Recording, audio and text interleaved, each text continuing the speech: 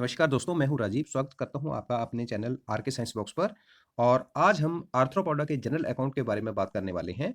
और ये जो है, इसमें आज हम biological success, mouth parts of insects, economic importance of insects, Metamorphosis in insects और जो हार्मोनल कंट्रोल होता है मेटामॉर्फोसिस में, उसके बारे में बात करेंगे। फर्दर इस टॉपिक के जो सेकंड पार्ट रहेगा, उसमें हम methods of insect control, respiration, body wall और सोशल लाइफ और क्रस्टेशियन पैरासाइट्स के बारे में बात करेंगे आने वाले वीडियोज़ में। और आज के वीडियो में जो है वो हम ये दिखाए हुए जितने ये सब टॉपिक्स दिख रहे हैं, इनके बारे में बात करेंगे। तो सबसे पहले हम आओ बात करते हैं बायोलॉजिकल सक्सेस के बारे में। तो ये डाइवर्स हैबिटेट्स में पाए जाते हैं, चाहे वो ह्यूमिड हो, चाहे गर्म टेम्परेचर वाला हो। और इनकी डिस्ट्रीब्यूशन भी वाइड है। जैसे ऑस्ट्रेलिया में भी पाए जाते हैं, इंडिया में भी पाए जाते हैं, जो टेम्परेट कंट्रीज़ हैं उनमें भी पाए जाते हैं। और इनमें जो है वो कैपेबिलिटी होती है अपने आप को डिफेंड करने की एनिमीज़ से। और इनमें जो एडेप्टेशन जो है वो बहुत ज़्यादा हाई एडेप्टेशन पाई जाती है। और इनकी जो जो जो एक्सोस्केलेटन होता है वो काइटिनस होता है। और जिसकी वजह से जो है वो इन जो बाहर वाला जो बॉडी सरफेस जो है वो बाहर के एक्सटर्नल एनवायरनमेंट से बचा के रखता है। और इनकी जो अपेंडेजेस और बॉडी जो होती है वो जॉइंटेड होती है। और इसके अलावा जो है, इनमें जो स्पेशलाइज़ेशन जो है वो डाइजेस्टिव सिस्टम में एलिमेंट्री कैनाल की हो सकती है, एक्सक्रीशन में हाइली स्पेशलाइज़्ड हो सकते हैं, रेस्पिरेशन इनमें स्पेशलाइज़्ड हो सकती है। तो और इनमें जो है वो सिफेलाइज़ेशन देखने को मिलती है। और सिफेलाइज़ेशन इसका मतलब क्या है कि इनमें जो गैंग्लिया जो होते हैं इनमें, वो बड़े सारे मतलब सेंस ऑर्गन जो हैं वो हेड रीजन में पाए जाते हैं। और इनका जो बिहेवियर पैटर्न जो है वो सोशल इंस्टिंक्ट्स भी कई इंसेक्ट्स में देखने को मिलता है। अब सेकंड नंबर पर हम बात करते हैं इनके जो माउथ पार्ट्स की। तो माउथ पार्ट जो हैं इनके जनरली जो है वो कुछ इंसेक्ट्स हैं जिनमें च्यूइंग टाइप के माउथ पार्ट्स होते हैं। और उसके एग्जांपल्स हैं, जैसे ग्रास हॉपर है, कॉकरोच, क्रिकेट्स, लेपिस्मा, टर्माइट्स और बीटल्स एटसेट्रा। और अगर हम piercing and sucking type of mouth parts की बात करें, तो जैसे मॉस्किटो है, बेड बग है, किसिंग बग है, ये इन सभी में माउथ पार्ट्स जो है वो पियर्सिंग और सकिंग टाइप के होते हैं। और ये जो है वो फ्लूइड की फीडिंग के लिए मॉडिफाइड होते हैं। और इनकी जो शेप होती है वो ट्यूब लाइक होती है, जिससे जो है वो लिक्विड जो है वो बड़ी आसानी से जो है वो फ्लो कर सकता है। तो जिस वजह से इनकी जो माउथ पार्ट्स की जो है वो इलोंगेशन होगी। और जो piercing sucking type of mouth parts जो है वो मोस्टली जो है वो ब्लड सकिंग के लिए यूज़ होते हैं, जैसे मॉस्किटोज़ में। और फिर थर्ड नंबर है chewing and lapping type of the mouth parts. और ये जनरली जो है वो हनी बीज में होते हैं या फिर बम्बल बीज होती हैं, जो कि नेक्टर सक करती हैं। और ये इनमें जो है वो लॉन्ग टंग होती है, और जिसमें जो है वो ग्लॉसा होते हैं और लेबियम होता है। और जो एंड वाला पोर्शन है उनका वो स्पून शेप्ड होता है, जिसको लेबेलम कहते हैं या उसको फ्लेबेलम कहते हैं। और गेलिया होता है जो कि मैक्सिला का पार्ट है, जो ब्लेड लाइक स्ट्रक्चर बनाता है। और मैक्सिलरी पार्ट जो है वो बहुत छोटे होते हैं। और एक जो टेम्परेरी फूड चैनल बनता होता है, जिसको प्रोबोसिस कहते हैं। और जो गेलिया और लेबियल पार्ट जो है वो जब फिट हो जाते हैं इकट्ठे, तो ये वाला चैनल बन जाता है। और इस फूड चैनल से क्या होता है कि लिक्विड फ्लो जो है वो उसको सक कर लिया जाता है। और जो कि एक पंपिंग एक्शन जो है वो फेरिंक्स का होता है, उसके साथ जो है उसको वो सपोर्ट करता है। और जो लेब्रम और मैंडिबल्स हैं, वो च्यूइंग का काम करते हैं इस टाइप के माउथ पार्ट्स में। और फिर फोर्थ टाइप है sponging type of the mouth parts.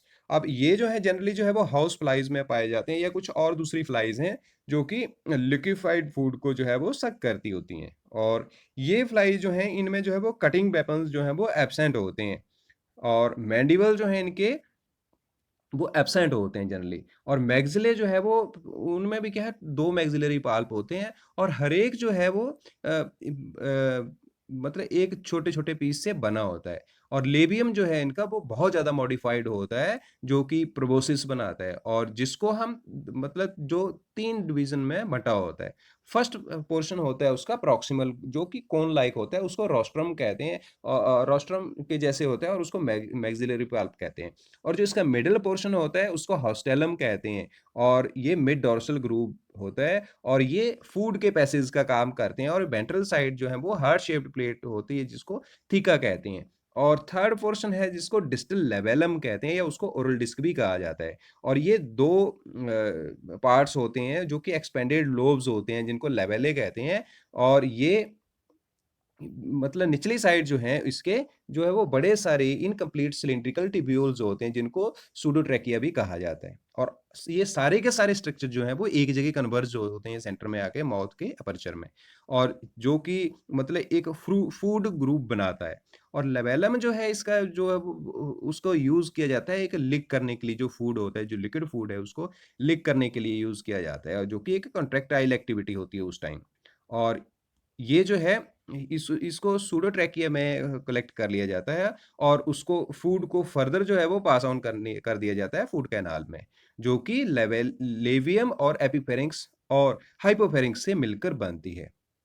फिर हम फिफ्थ पोर्शन की बात करते हैं fifth type of mouth parts की बात करते हैं जो कि siphoning type of the mouth parts है और ये जो है ये अडेप्टेड होते हैं नेक्टर की फीडिंग के लिए और बटरफ्लाइज और मॉथ्स में ऐसे माउथ पार्ट्स जो है वो पाए जाते हैं और इनमें जो है मैग्जिला जो है वो मेन प्रोबोसिस का पोर्शन बनाता है और ना कि लेबियम और मैंडिबल्स और लेबियम जो है वो बहुत ज़्यादा रिड्यूस्ड होते हैं इसमें और मैग्जिलरी पाल्स जो है इसमें रूडिमेंट्री होते हैं और इसमें जो लेबियम जो है वो ट्रायंगुलर प्लेट बनाता है और जिसके ऊपर जो है वो लेबियल पाल्प होता है गेलिया होता है और गेलिया जो है वो मच इलोंगेटेड होता है क्वाइल्ड होता है इसमें स्प्रिंग की तरह और इसमें जो है वो हाफ ट्यूब बनती है जैसे और जो कंप्लीट ट्यूब की फॉर्मेशन करता है जब दोनों जो है वो लॉक्ड हो जाते हैं इकट्ठे और जब ये यूज में नहीं होते तो प्रोबोसिस जो है वो क्वाइल्ड रहता है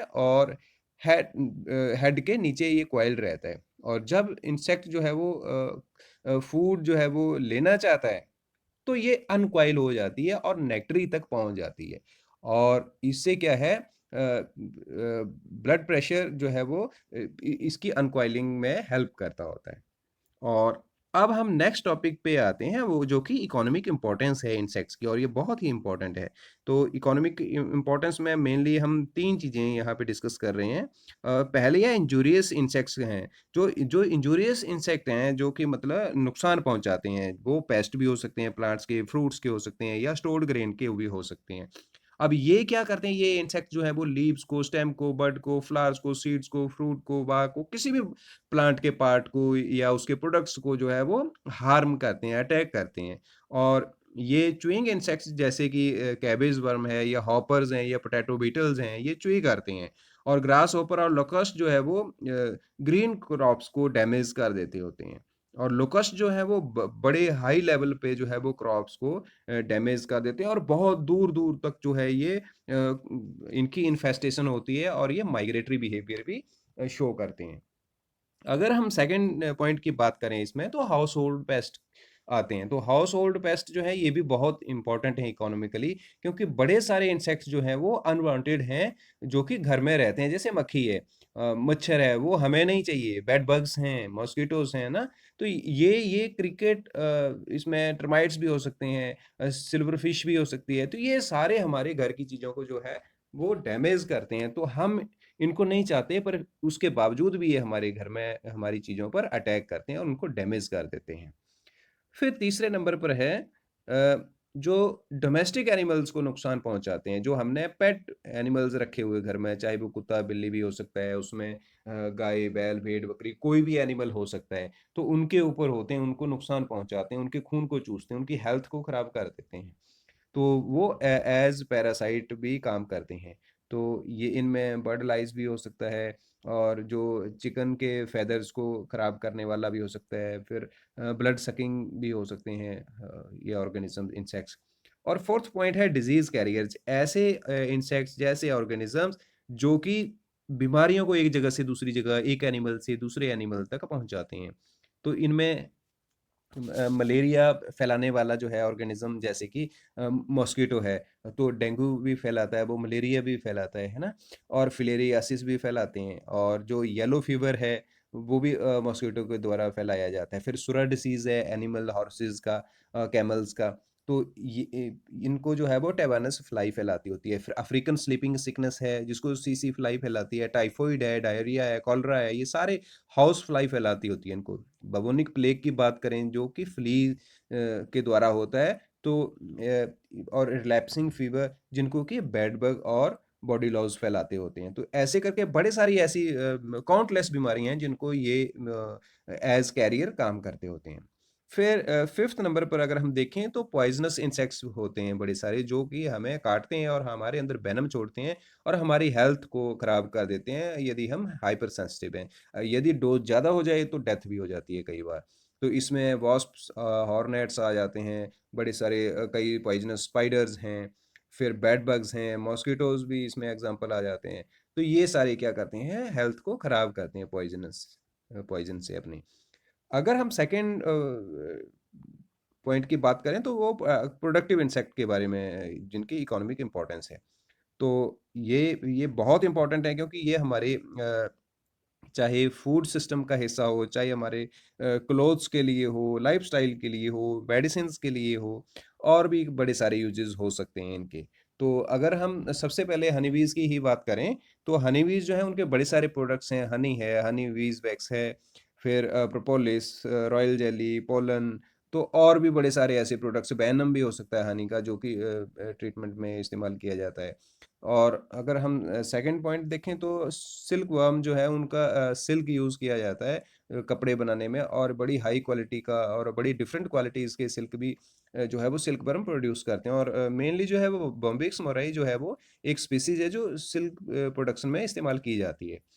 फिर हम लैक की बात करें तो लैक भी बहुत इम्पोर्टेंट प्रोडक्ट है ये, और शेलैक जो है वो कमर्शियल यूज़ में लिया जाता है, और इसके लिए जो इंसेक्ट जो है वो टेकार्डिया लेका जो है वो इस्तेमाल किया जाता है। फिर डाइज़ की बात करें तो अब तो सिंथेटिक डाइज़ यूज़ हो रही हैं प्रेजेंटली ज़्यादा अमाउंट में। पर जो नेचुरल डाइज़ की बात करें तो उसमें इंसेक्ट्स का या आर्थ्रोपोड्स का बहुत इस्तेमाल है। और कोकिनियल और टैनिन या क्रिम्सन लेक जो डाइज़ हैं वो इंसेक्ट्स के ड्राइड बॉडी से ली जाती है, जैसे कि कोकिनियल है। और मेडिसिनल प्रोडक्ट्स की बात करें तो मेडिसिनल प्रोडक्ट्स भी बड़े सारे हैं, और ये इनमें वेनम का बहुत ज़्यादा इस्तेमाल हो रहा है प्रेजेंटली कैंसर थेरेपी में, या फिर जो गठिया है उसमें। और अब इसके बाद अगर हम हेल्पफुल इंसेक्ट्स की बात करें तो हेल्प में बड़े सारे ऐसे काम है जो इंसेक्ट्स हमारे आसान करते हैं। सबसे पहले जो है वो पॉलिनेशन का है। तो फ्लावर्स की पॉलिनेशन जो है वो इंसान अपने हाथ से नहीं कर सकता इतने एफिशिएंट वे में जितने एफिशिएंटली जो है वो हनी बीज या दूसरे पॉलिनेटर इंसेक्ट्स करते हैं। और ये प्लांट्स की जो सीड की क्वालिटी है, फ्रूट की क्वालिटी है, उसको बढ़ाते ही नहीं है, बल्कि उनके जो लाइफ साइकिल है उसको कंप्लीट करने में भी हेल्प करते हैं, और हमारे लिए फूड की प्रोडक्शन को भी बढ़ा देते हैं। ये एज स्कवेंजर भी काम करते हैं क्योंकि जो वेस्ट फूड बच जाता है या जो डेड बॉडीज होती हैं एनिमल्स की या प्लांट्स की, उनको डेब्रिस में कन्वर्ट करके ये रिसाइकलिंग का काम करते हैं। और इसमें सिल्वरफिश, टर्माइट या हाउस फ्लाई, मैगट्स, डंग बीटल्स, ये सारे जो हैं वो बहुत ज़्यादा रोल प्ले करते हैं। अगर इंसेक्ट्स की बात करें, इनको एज फूड भी इस्तेमाल किया जाता है। तो बड़ी सारी ऐसी डिशेज हैं कई कंट्रीज़ में जो कि इंसेक्ट्स बेस्ड हैं। तो इंसेक्ट्स या आर्थ्रोपॉड बेस्ड हैं, और उनको खा के जो है वो अपना गुजारा करते हैं लोग, और उनको अपने एंजॉयमेंट के लिए भी उनको खाते हैं, और उसमें टर्माइट्स और प्रॉन्स का एग्जांपल भी आता है। और अगर हम मेडिसिन में बात करें तो मेडिसिन में भी इनका इस्तेमाल हमने पहले ही डिस्कस कर लिया कि वेनम का, बी वेनम का इस्तेमाल हो रहा है बहुत ज़्यादा। और बायोलॉजिकल कंट्रोल की बात करें तो बायोलॉजिकल कंट्रोल जो है वो मच्छरों को कंट्रोल करने में भी इस्तेमाल हो रहा है, जैसे कि ड्रैगन फ्लाइज जो हैं वो मॉस्किटो के मच्छरों को लार्वा को खाती होती हैं। और भी बड़े सारे इंसेक्ट्स जो हैं वो बायोलॉजिकल कंट्रोल में हेल्प करते हैं, जैसे कॉक्सिनेला जो है वो एफिड को खाता है, और उनकी जो नंबर है उनकी पॉपुलेशंस को कम करने में हेल्प करता है। अगर हम इंसेक्ट्स की बात करें तो इनका जो फाइन आर्ट्स में भी बहुत ज़्यादा इस्तेमाल किया जाता है, इनकी डेकोरेशन में इस्तेमाल किया जाता है, क्योंकि इनकी बॉडी जो है वो बहुत ज़्यादा लुक्रेटिव होती है, और इनके विंग्स का कुछ कंट्रीज़ में जो है वो ज्वेलरी में भी इस्तेमाल किया जाता है। तो अगर हम जापान की बात करें तो उनमें साइकर्ड जो होते हैं, क्रिकेट्स जो होते हैं, उनके विंग्स का इस्तेमाल किया जाता है। और इसी के साथ जो है वो अब हम फर्दर अगले टॉपिक पे आते हैं, वो है मेटामॉर्फोसिस। तो इंसेक्ट्स जो हैं, इंसेक्ट्स में जो बॉडी फॉर्म है वो थ्रू आउट लाइफ जो है वो सेम नहीं रहती। तो इसमें जो बॉडी फॉर्म की चेंजिंग है उसको हम ट्रांसफॉर्मेशन को मेटामॉर्फोसिस कहते हैं। तो इसको यहाँ पे डेफिनेशन भी दी गई है कि transformation of immature larval individual into sexually mature reproducing adult of different form, structure and habit is known as metamorphosis. और अगर हम मेटामॉर्फोसिस की बात करें तो ये 4 टाइप्स की होती है।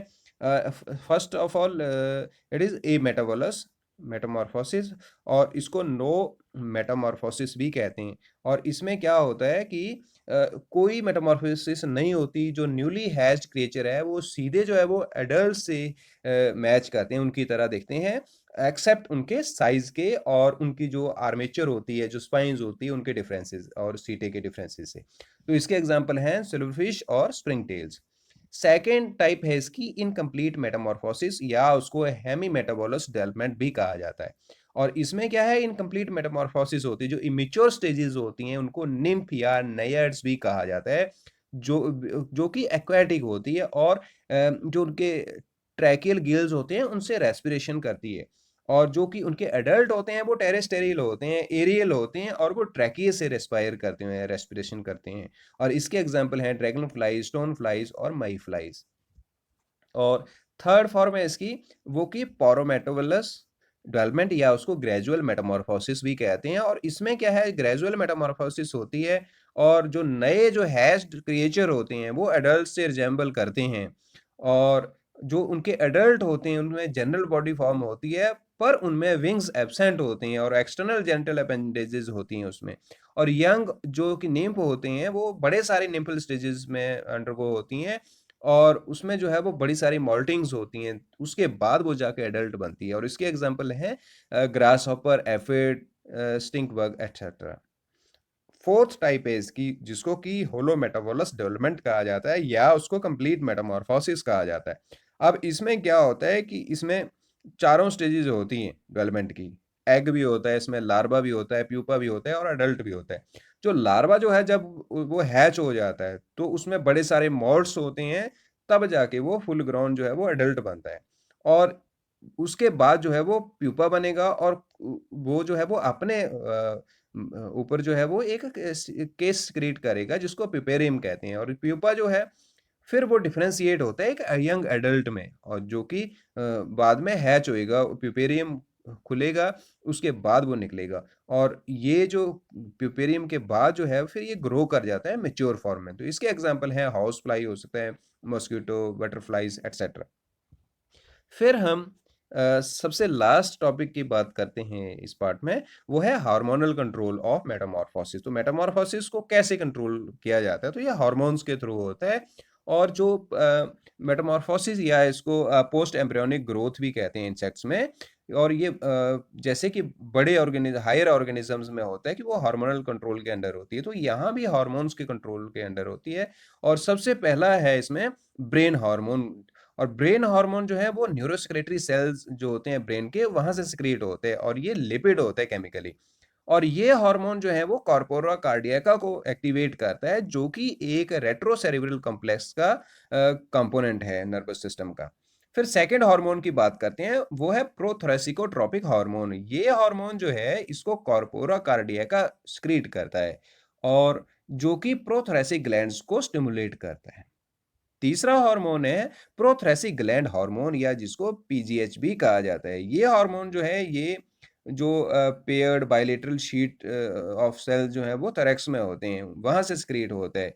और इसके ये जनरली जो है इसको एक्डाइसन भी कहा जाता है, और इसको एक्डाइसन कहते हैं और मोल्टिंग हार्मोन भी कहते हैं, क्योंकि ये हार्मोन जो है वो मोल्टिंग को ट्रिगर करता है, जो कि जो है वो टिश्यू को जो है वो ग्रोथ प्रमोशन में हेल्प करती है, और बड़े सारे चेंजेस जो है वो लाती है मोल्टिंग के दौरान। और लास्ट हार्मोन है जुवेनाइल हार्मोन, और ये हार्मोन जो है इसको कौन सिक्रीट करता है, रेट्रोसेरेब्रल कॉम्प्लेक्स, जो कि कार्पोरा एलाटा है। और ये जो है, ये अनसैप्निफाइएबल नॉन स्टेरोलिक लिपिड होता है ये। और ये हार्मोन जो है, वो मॉर्फोजेनेसिस को इंड्यूस करता है, रेगुलेट करता है, जो कि प्रमोट करता है मेटामॉर्फोसिस को। और ये जो है, इसके कारण जो है वो डेवलपमेंट होती है लार्वा की एडल्ट में थ्रू प्यूपल स्टेज। तो ये रहे हार्मोनल कंट्रोल ऑफ मेटामॉर्फोसिस। और इसी के साथ जो है वो आज इतना सा ही टॉपिक करेंगे हम। इसका जो फर्दर जो सब टॉपिक्स बच गए, उनको हम नेक्स्ट पार्ट में करेंगे। थैंक यू, धन्यवाद।